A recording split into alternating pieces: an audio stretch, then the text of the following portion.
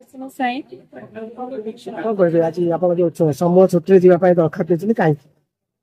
ଆମର ଦୀର୍ଘ ଦିନର ଦାବି ରହିଛି କି ଆମର ଦରମା ଅସଙ୍ଗତି ରହିଛି। ଆମର ଏଣ୍ଟ୍ରି ଲେଭେଲ କ୍ୱାଲିଫିକେସନ ଗ୍ରାଜୁଏସନ କରା ସରିଲାଣି, କିନ୍ତୁ ସମସ୍ତଙ୍କର ଏଣ୍ଟ୍ରି ଲେଭେଲ 9 ରହିଛି, କିନ୍ତୁ ଆମର ଏପର୍ଯ୍ୟନ୍ତ ସରକାର ଆମେ ବାରମ୍ବାର ଆନ୍ଦୋଳନ କରିବା ପରେ ସରକାରଙ୍କୁ ଭେଟିବା ପରେ ଆଲୋଚନା ହେବା ପରେ ମଧ୍ୟ ଦୀର୍ଘ ଦିନ ହେଲାଣି ଆମର କୌଣସି ଦାବି ଉପରେ ସରକାର ଆମର ଶୁଣୁନାହାନ୍ତି ଆମର ଦାବି। ତେଣୁକରି ଆମେ ମାନେ ସମସ୍ତେ ବର୍ତ୍ତମାନ ବାଧ୍ୟ ହେଇକି ମାସ ଲିଭରେ ଯାଉଛୁ 11/8/2025 ତାରିଖ ପର୍ଯ୍ୟନ୍ତ। ସେଥିପାଇଁ ଆମେ ସମସ୍ତେ ଆସିଛୁ ଆଜି ଜିଲ୍ଲାପାଳଙ୍କୁ ଆମର ମାସ ଲିଭ ଆପ୍ଲିକେସନ।